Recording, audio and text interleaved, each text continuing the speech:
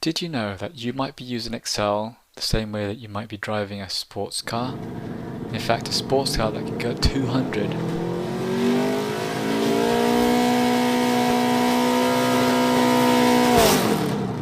and you're driving in first gear at something like 30. Now, yes, it goes pretty fast from 0 to 30 in first gear, but you're not going to take it much faster. In fact, if you imagine watching a Ferrari drive past in first gear, revving hard, you'll think that driver doesn't know how to use the car.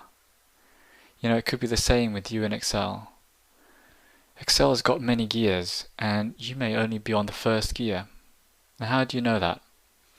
Well, you'll find yourself using the menus a lot, and you may even learn a few shortcuts, but you won't have touched the most powerful feature, which is the VBA programming language, which is built right into Excel. Now, if you don't know anything about macros and VBA, they are the key to using Excel faster, and I'll show you how in this video. Just the other day, someone asked me, how do I get the number format changed with a shortcut key so that it goes to 2 decimal places in the thousands with brackets around negative numbers in red? And he showed me, he said, what I normally do is go to the more number formats. I'll check the number category.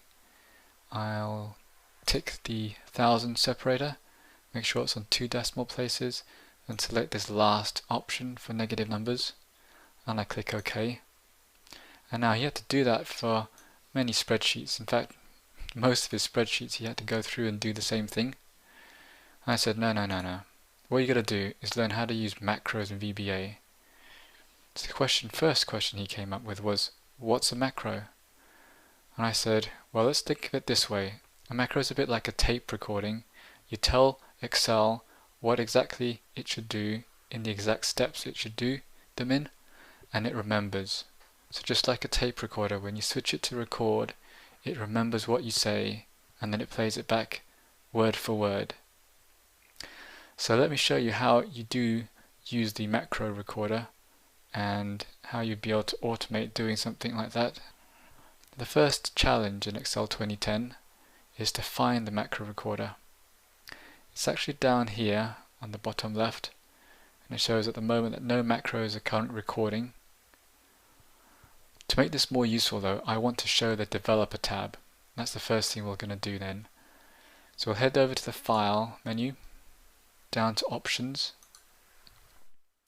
We'll click on Customize the ribbon, and over on the right, in the main tabs, we're going to find the Developer tab. That's got macros and VBA options in it. So I'll click that, and then head over to the OK button. Now you'll see the Developer tab. If I click on that, you'll see that I can record a macro.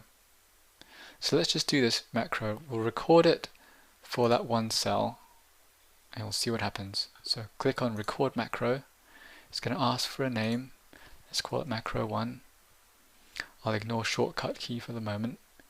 It's going to store it in this workbook, or we could choose to store it in the personal macro workbook or in a new workbook. But this time we'll just save it in this workbook. And as a description, I'll put in format the selection to preferred number format. Then click OK. Now it's recording.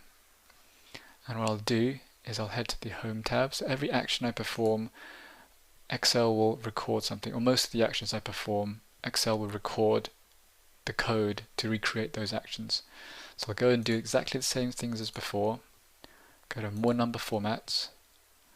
I'll choose Number, 2 decimal places, use the thousand separator, choose a negative number which is red and surrounded by brackets, click OK.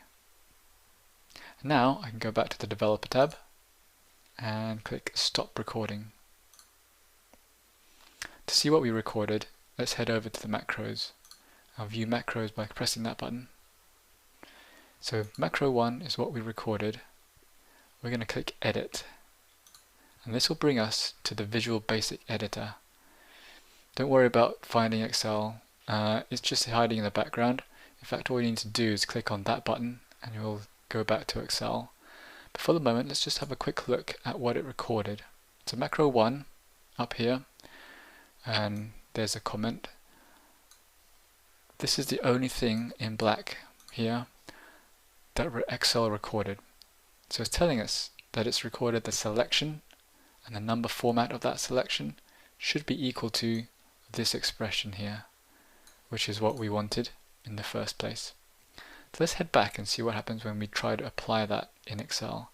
I'll click on this Excel button to view Microsoft Excel, and it switches us back here. Let's try it on the January numbers. If I click on macros, macro 1 selected. If I run that now, you'll see that it's done the same thing and applied the same number format to all the numbers we selected, which is great. Let's see how we could use it quicker, more efficiently. We can actually assign a shortcut key to that macro. If I head over to the Options button, you'll see the shortcut key, and I'll choose Control-Shift-N because that's not taken by any other shortcuts, and it also stands for N for number format. So Control-Shift-N is the new shortcut key I've identified with this macro. Click OK, and I'll close the dialog box. Let's try that with February now. So I select all of February, and I remember my Control shortcut key, Control-Shift-N, and it updates all those number formats to the format we want, which is great. Now let's say we wanted to tweak that slightly, because at this point my friend's going, yes, I like that, it saves me time.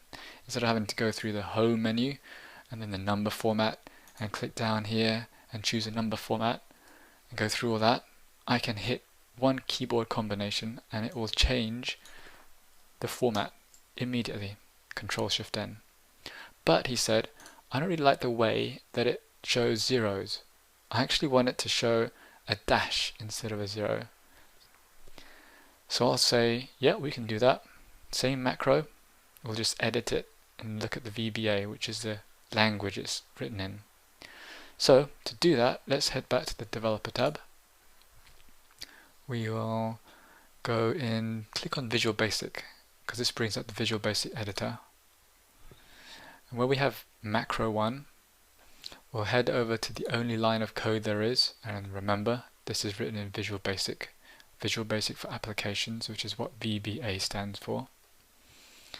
And so the only thing we need to do here is change the number format, which is in these inverted commas. To make the 0 appear as a dash, what we'll do is add a semicolon, we'll put a dash in for the 0, and we also want there to be a space afterwards, so I'll do an underscore, and the space needs to be the same width as a close bracket symbol, to be the same width as these other ones. Now we've changed that macro, we'll head back to Excel by clicking on this button, View Microsoft Excel. And if you watch this, if I run the macro again with Control-Shift-N, it replaces the 0 with a dash. I can do that with all of these now. If I select all these numbers, Control-Shift-N, it replaces all of those with our desired number format, including a dash for a 0.